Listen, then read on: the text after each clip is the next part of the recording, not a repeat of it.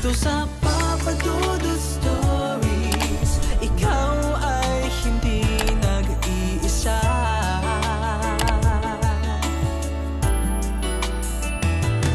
Dito sa Papa Dudut Stories, may nagmamahal sa'yo.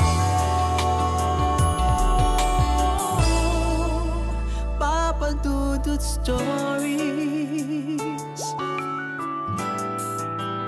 Papa Dudut Stories. Sa lahat po ng mga nakatutok ngayon, huwag pong kalimutan mag-like, mag-share at mag-subscribe. Maraming salamat po sa inyong lahat.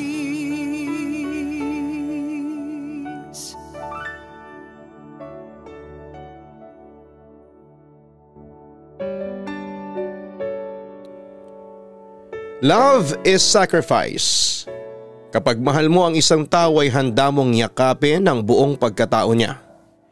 Kasama na doon ang kanyang nakaraan, imperfections and disabilities.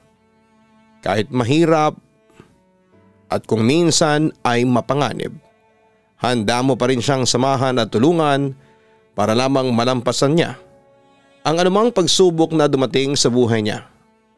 Kaya mong isakripisyo ang iyong sarili sa kanya.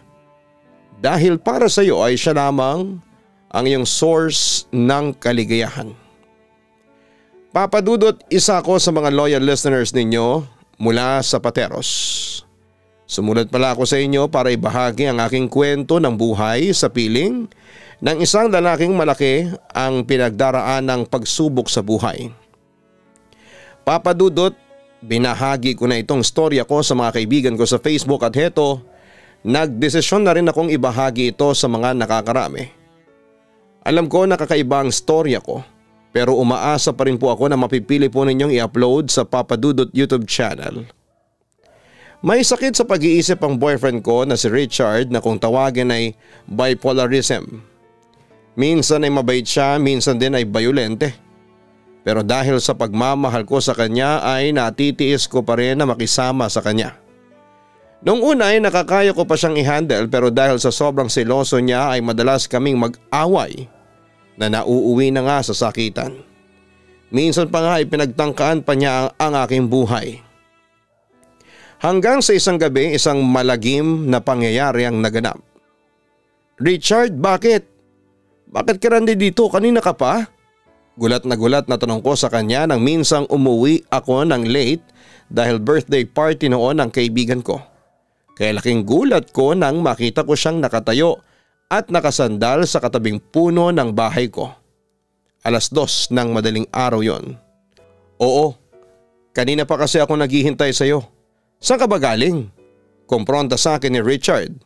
Sa kilos at pananalita pa lamang ay alam kong inaatake na naman siya ng kanyang sakit. Sa bahay ng amo ko, pagsisinungaling ko.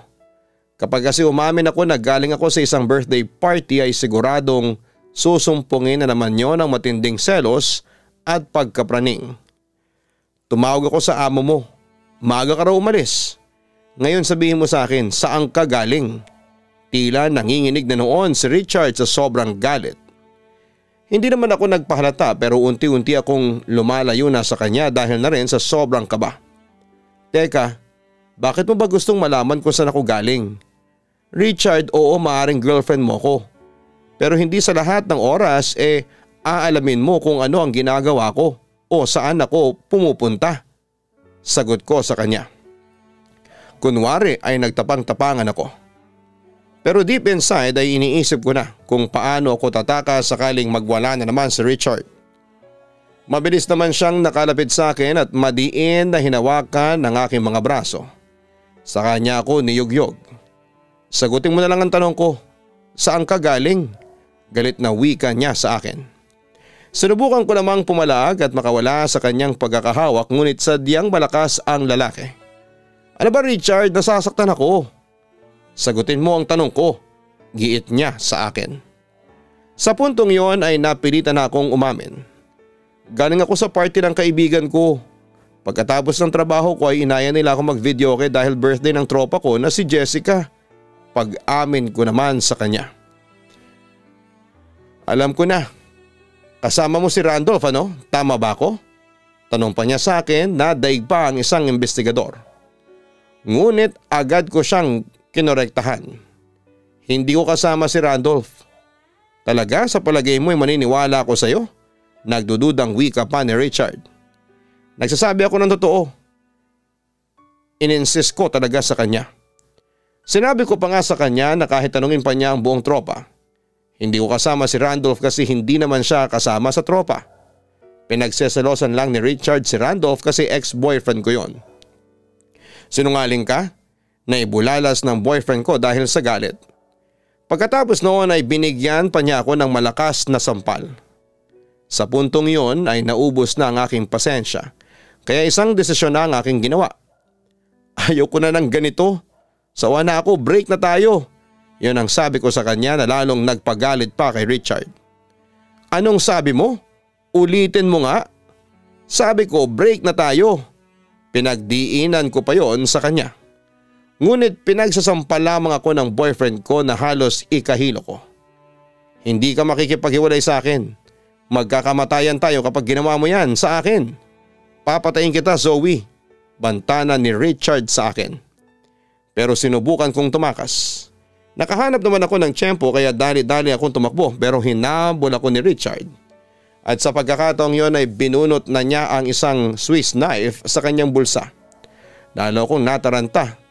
Kapag nahuli niya ako ay sigurado kong paglalamayan ako. Papadudod sinikap kong tumakbo palayo pero sadyang mabilis si Richard at nahuli niya ako. Doon ay inundayan niya ako ng saksak sa tagiliran, mga 3 beses yon. Nang humandusay ako sa kalsada ay halos naghihingalo ay nakita kong natataranta si Richard at tumakbong palayo sa crime scene. Pagkatapos noon ay tuluyan na akong nawala ng malay. Papadudot nagkamalay na lamang ako noong nasa ospital na ako. Kasama ko doon ang aking kapamilya at katropa kong alalang-alala sa akin. Samantala hindi na ako noon nagsampa ng kaso sa kanya at sa halip ay nakipag-areglo na lamang ako.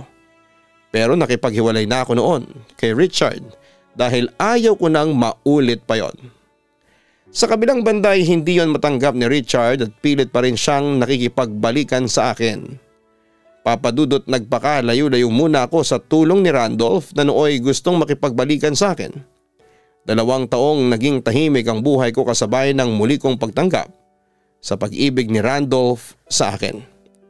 Papadudot akala ko ay magiging maayos at payapa na ang lahat pero nagkamali ako dahil isang araw ay nagulat na lamang ako nang magkasalubong ulit ang landas namin ng ex-boyfriend ko. Richard? Teka, anong ginagawa mo rito? Nakaramdam ako ng pagkagulat at takot nang muli ko siyang makita. Samantala hindi naman siya kumibo noon at nakatitig lamang siya sa akin. Agad naman akong na-conscious at bahagyang lumayo ng kaunti sa kanya nang hindi niya namamalayan. 2 taon na rin palang lumipas mula nung nangyari yun. Alam mo na, napapangisin niyang wika sa akin.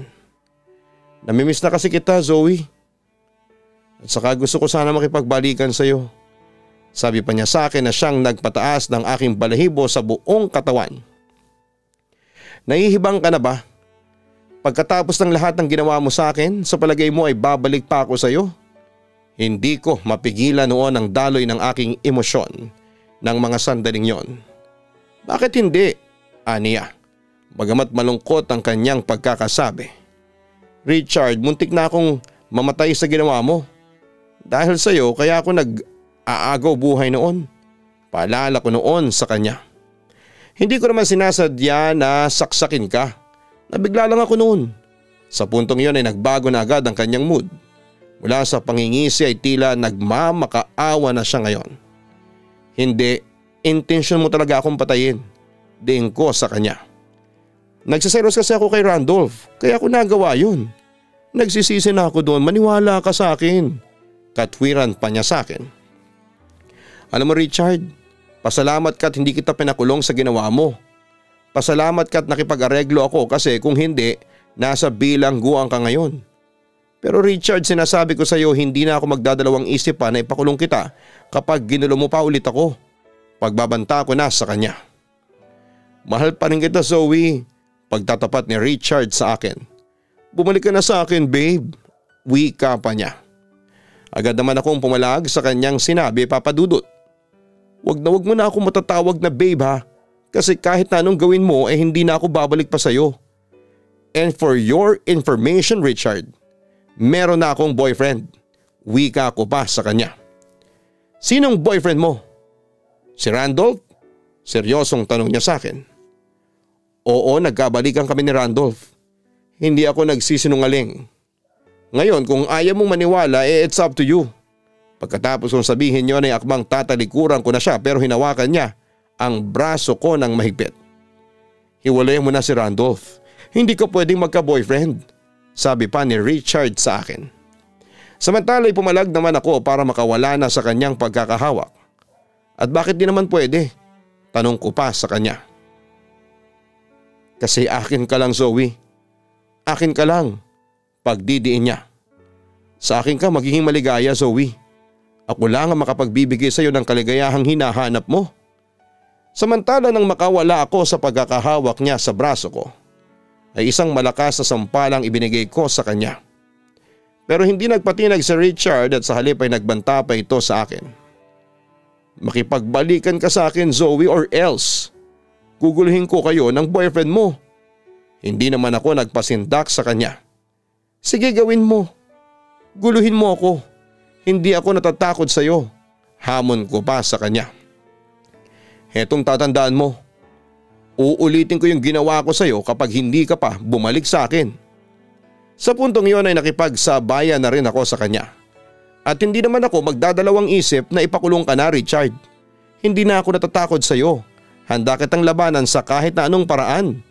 Matapang na wika ko sa lalaking muntik nang magbigay ng kapahamakan sa buhay ko. Matapang ka na ngayon ha? Gusto ko yan. Sarkastikong sabi pa ni Richard sa akin. Lumayo ka sa akin. Wag mo na akong hahawakan pa. Kasi kung hindi baka ako nang sumaksak sa iyo. Galit na galit kong wika kay Richard bago ako nagmadaling umalis. Palayo sa kanya. Papa Dudut, simula noon ay hindi na ako tinantanan pa ni Richard. Kinulit niya ako na makipagbalikan sa kanya. Pero sa pagkakataong yun ay naging paawa na ang atake niya. Nanligaw siya ulit sa akin kahit pa alam niyang may boyfriend na ako. At yun nga Papa Dudut, hindi ko ina-expect na muling magbabalik ang lahat. Oo, muling nanumbalik ang pagmamahal ko kay Richard. Ewan ko ba pero sa kabila ng lahat ng ginawa niya sa akin ay na-realize kong mahal ko pa rin siya. At hindi ko siya matatanggal sa isipan ko. Dahil doon nasakripisyo na ang relasyon ko kay Randolph. Bakit hindi mo sinabi sa akin na minemessage ka niya sa Facebook? Zoe, kung hindi ko pa binuksan ang account mo sa Facebook ay hindi ko malalaman na nakikipag-communicate ka pa dyan sa ex mo.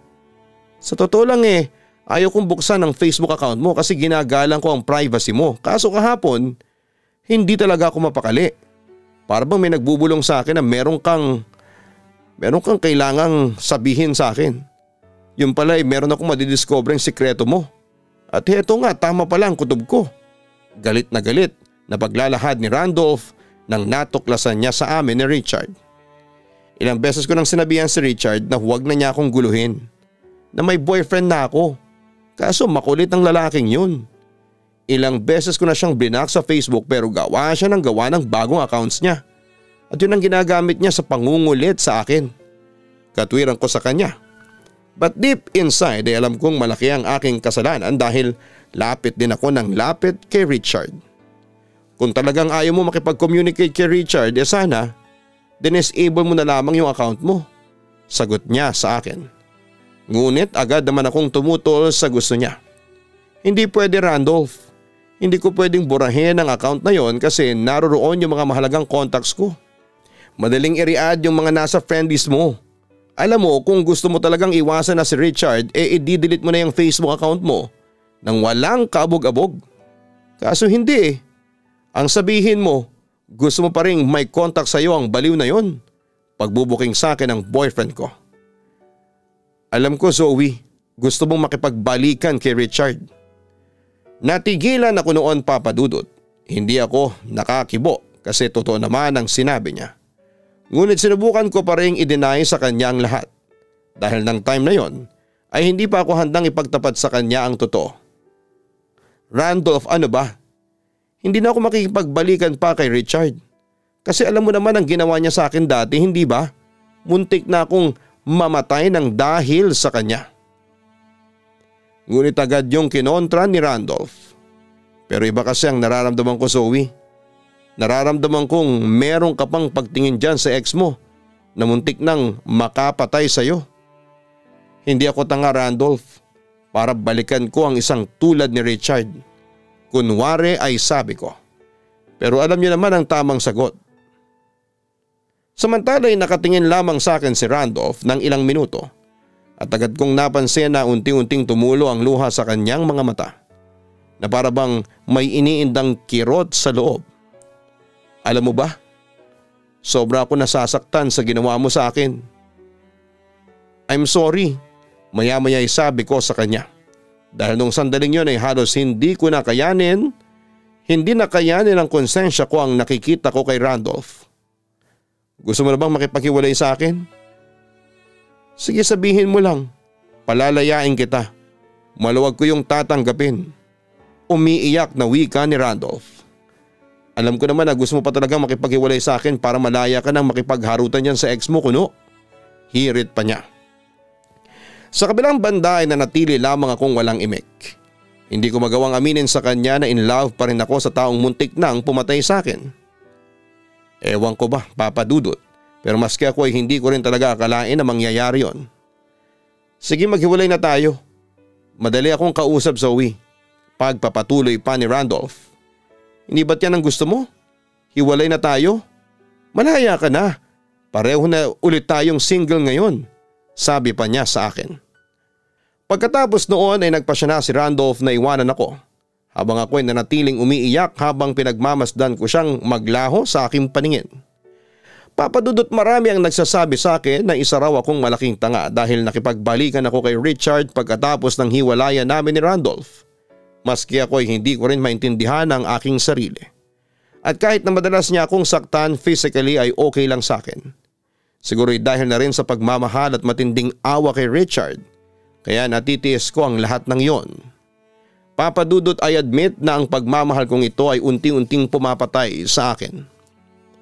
Simula noong magkabalikan kami ni Richard ay madalas siyang magselos at manakit sa akin physically. Pero hindi ko alintana yon at nakukuha ko pa siyang pagpasensyahan.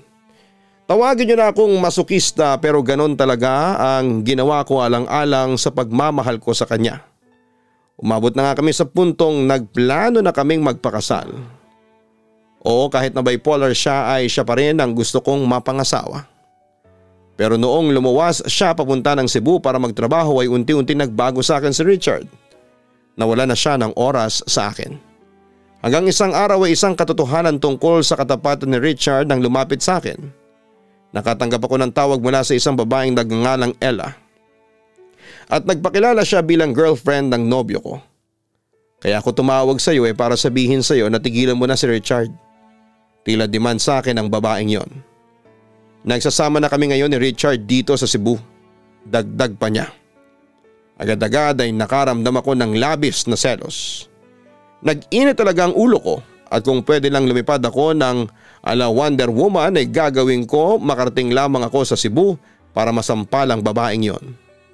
Pero sa kabilang banda ay parang sinasabi ng isipan ko na huwag paniwalaan ang babaeng yon. Kung ayaw mong maniwala, di wag. Zoe, ako ang mahal ni Richard at hindi ikaw. Pangasar pa ni Ella sa akin. Naagad ko namang kinontra. Hindi. Ako ang mahal ni Richard. Matutuloy na ang kasal namin at hindi mo maaagaw sa akin si Richard. Ah, talaga? Bakit naagaw ko na siya ngayon sa'yo? Sinubukan talaga ni Ella na maubos ang aking pasensya. Hayop kang babae ka? Naibulalas ko dahil hindi ko na makontrol noon ang aking emosyon. Tanggapin mo man o hindi, pero ang totoo, nagsasama na kami ni Richard kaya huwag ka nang umasa pang matutuloy ang kasal ninyo. Anyway, may isa pa akong balita sa'yo. Buntis na ako. Pagtatapat pa niya sa akin. Nanginig ang buong katawan ko at nanghina at para bang tatakasan ako ng huwisyo dahil sa aking narinig. Hindi ko na rin mapigil ang lumuha ng mga oras na yon. Magkakaanak na kami. Kailangan akong panagutan ni Richard kaya ako na ang pakakasalan niya. Kaya ikaw Zoe, please lang alamin mo muna kung saan ka lulugar. Tigilan mo na siya. Hindi mo na mababawi sa akin si Richard. Akin na siya. Insist pa niya sa akin. At dahil sa ayaw kong magmukhang kaawa-awa ay nagpretend pa rin akong palaban. Eh di sige, sa'yo na si Richard. Total naman ay sadistang lalaking yan. Sana lang ay gawin niya rin sa'yo yung pananaksak na ginawa niya sa akin dati. Sabi ko pa sa kanya. Talaga? Ginawa niya yon? Eh kung ganoon bakit naghahabol ka pa rin sa kanya? Alam mo girl, huwag ka nang gumawa ng usap. Sa tono pa lang ng pananalita ni Ella ay tila hindi pa alam ng babaeng yon ang totoo tungkol kay Richard. Bipolar si Richard. In case na hindi mo pa alam, inform ko sa kanya. Hindi ako naniniwala, tahasang sabi ni Ella sa akin sa kabilang linya. Kung ayaw mong maniwala, di huwag. Good luck na lamang sa'yo. Sana'y matiis mo yung mga pananakit niya at sana'y hindi ka mapatay. Goodbye. Pagkatapos noon ay binaba ko na ang aking cellphone at doon ay napahagulhol na ako sa sobrang sama ng loob. Papadudot pagkaraang malaman ko ang tungkol doon ay agad ako nakipaghiwalay kay Richard. Pero si Richard as usual ay hindi niya yon natanggap at patuloy niya akong ginulo. Hindi siya titigil hanggat hindi ako nakikipagbalikan sa kanya, katulad na lamang isang araw kung saan ay umiyak pa siya at lumuhod sa harapan ko. Pagkatapos ay para siyang pulubing hinalikan ang suot kong sapatos. Hindi na ako maaawa sa payak-iyak mo, matigas kong sabi sa kanya. Zoe please, makipagbalikan ka na sa akin nakikiusap ako. Mahal kita. Hindi talaga tumigil si Richard sa pagmamakaawa sa akin. Hindi mo ako mahal Richard. Kasi kung mahal mo ako ay hindi ka gagawa ng mga bagay na magpapasakit ng loob ko. Hindi mo ako pagtataksilan. Giit ko noon sa kanya. Yung tungkol kay Ella Zoe, hiwalay na kami. Pakiusap Zoe, bumalik ka na sa akin, pangako. Hindi na ako magtataksil sa'yo. May lakas pa siya ng loob na sabihin yon sa akin. Ngunit masyado na akong fed up sa ugali at mga promises niya sa akin. Alam mo Richard, ilang beses mo nang sinabi sa akin yan pero tinupad mo ba? Hindi, nagtataksil ka pa rin sa akin. Tapos ikaw pa ang may ganang maging seloso. Galit kong sagot sa kanya. Zoe, oo, marami akong kasalanan sa iyo. Pero pinagsisisihan ko na yon. Pangako magbabago na talaga ako. Sabi pa niya sa akin. Mahal na mahal kita. Dagdag pa niya kinalaunan. Talaga? Bakit parang hindi ko naramdaman na minahal mo ko? Alam mo Richard, sa totoo lang nagtataka nga ako. Bakit ko pa pinagtsatsaga ng isang bipolar na tulad mo? Sinasaktan mo naman ako. Hindi ko naramdaman na mahal mo ko. Naramdaman ko lang na para akong laruan. Kung mahalaga ako sa iyo, hindi mo ako sasaktan physically and emotionally. Sa wakas ay nasabi ko na rin sa kanya ang aking sama ng loob. Hindi naman nakaimik si Richard ngunit patuloy lamang siya sa pag-iyak. Richard, ang laki kong tanga sa ginawa kong pagpapakamartir sa iyo. Ang tanga-tanga ko dahil nagpaka-masukista ako alang-alang dyan sa pagmamahal ko sa iyo. Pero ngayon Richard, na-realize ko na wala akong halaga sa buhay mo. Na makasarili ka. Nagselang ko ng panahon sa isang baliw na katulad mo. Pagpapatuloy ko. Zoe, nagmamakaawa na ako sa iyo. Huwag mo naman gawin sa akin to. Umiling na ako sa kanya. Ayaw ko na talaga Richard. Hindi na ako makikipagbalikan pa sa iyo. Sorry, sabi ko pa. Mamayang kaunti ay bumalik na naman siya sa nakakatakot niyang mood. Hindi kita titigilan Zoe. Magkakamatayan tayo kapag iniwan mo ko. Banta pa niya sa akin. Bakit papatayin mo ko? Sige, patayin mo na ako ngayon. Pero kahit napatayin mo pa ako hindi na ako makikipagbalikan sa iyo. Sa puntong yon ay hindi na ako takot na harapin at labanan siya sakaling pagbantaan na naman niya ang buhay ko. Richard, ulitin mo pa yung ginawa mo sa akin at sinasabi ko sa iyo, hindi lang kita ipapakulong kundi ipapakonfine pa kita sa mental hospital. Wika ko sa kanya. Mas mabuti pang mamatay ka na lang kesa mapakinabangan ka pa ng iba. Pagkatapos ay nagulat na lamang ako nang biglang sinakal niya ako at syempre ginawa ko ang lahat para makawala ako sa mga kamay niya. Umalag ako at nang makahanap ako ng tiyempo ay sinipa ko siya sa kanyang private part kung saan ay namilipit siya ng sobrang sakit. Ginawa ko na ang opportunity na yon para tumakas. Hindi kita titigilan, Zoe. Hanggat hindi ka bumabalik sa akin, tandaan mo yan. Narinig ko pa ang pahabol niyang banta sa akin. Pero hindi na ako nangahas pang lumingon dahil ang nasa isip ko lamang ay makaligtas ako sa taong yon. Papa Dudut, ayun na nga ang simula ng kalbaryo ko. Hindi lang basta panggugulo ang ginagawa noon sa akin ni Richard dahil ilang beses niyang pinagtangkaan noon ang buhay ko. O madalas niya akong takutin na kung hindi ako makipagbalikan sa kanya ay papatayin daw niya ako. Papa Dudut, takot na takot talaga ako noon at hindi ko na alam ang gagawin ko. Kahit mga kapamilya ko ay nadadamay na rin sa pagbabanta niya. Hanggang isang gabi ay tinutuon niya ang kanyang pagbabanta sa akin. Pinasok niya noon ang aking bahay at doon ay pinagtangkan niya akong gahasain at patayin, pero nanlaban ako. Nagkahabulan kami mula sa sala papunta ng kusina at doon ay nakakuha ko ng kutsilyo na inamba ko sa kanya. Hindi naman natakot noon si Richard, bagkos ay nakipag-agawan pa siya sa akin.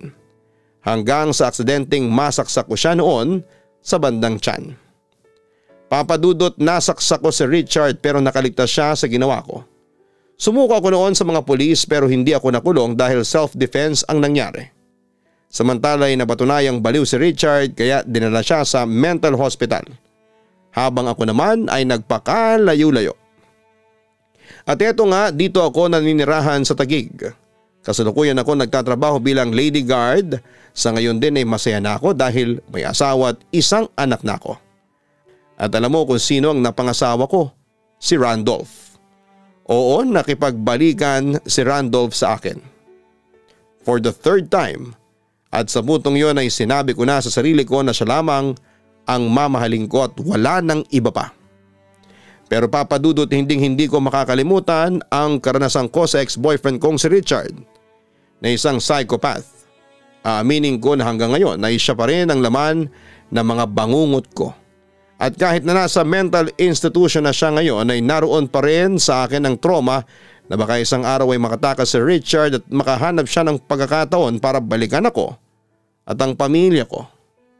Hanggang dito na lamang ang sulat ko at sana'y mabasa po ninyo at mapiling i-upload. Muli maraming salamat and God bless sa inyong lahat. Lubos na gumagalang, Zoe. Nakakatakot magkaroon ng kasintahan o asawa na psychopath. Nakakalungkot kasi hanggang ngayon ay dala-dala mo pa rin ang takot sa iyong dibdib na baka isang araw ay mag-cross muli ang landas ninyong dalawa. Ang maipapayo ko sa iyo ay kumonsulta ka sa isang espesyalista dahil tingin namin ay nakakaranas ka ng trauma. Kailangan mo ang payo mula sa mga eksperto kung paano malalabanan ang iyong takot at sinasabi mong bangungot sa iyong buhay. Kapag kasi nagpatuloy pa yan, maaaring makaapekto yan ng malaki sa iyong psychological well-being. Maaaring madamay din sa iyong problema ang iyong buong pamilya. Kaya hanggat maaga pa, Zoe, ay seek professional help. Muli maraming salamat sa iyo, Zoe, sa pagbabahagi mo ng iyong kwento dito sa aking channel. Wishing you all the best in life. Hanapin ang Kaistorya Horror YouTube channel para sa araw-araw na upload ng mga nakakatakot na kwento. Likewise, ang Gianna Vlogs. Yan po ang aming family vlogs. Kasama po ang inyong si Papa Dudut dyan, ang aking mga anak si Jem at si Kite. Sana po ay suportahan nyo ang aming channel na Gianna Vlogs. Maraming salamat po sa mga nakasubscribe na at magsusubscribe pa lang.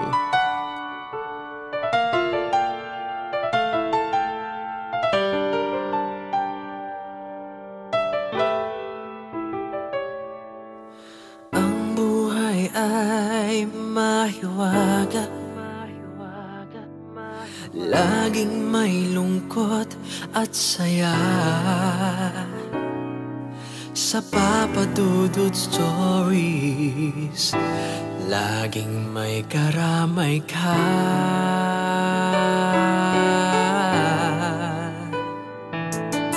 Mga problemang kay bigat, dito ay pakikinggan ka. Sa Papa Dudut Stories, kami ay iyong kasama. Dito sa Papa Dudut Stories, ikaw ay hindi nag-iisa.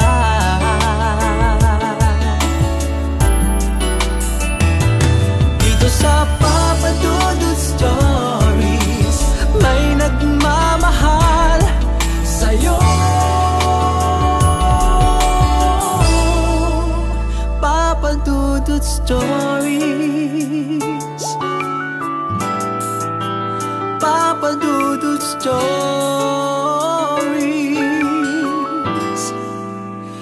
Papa Dudut Stories.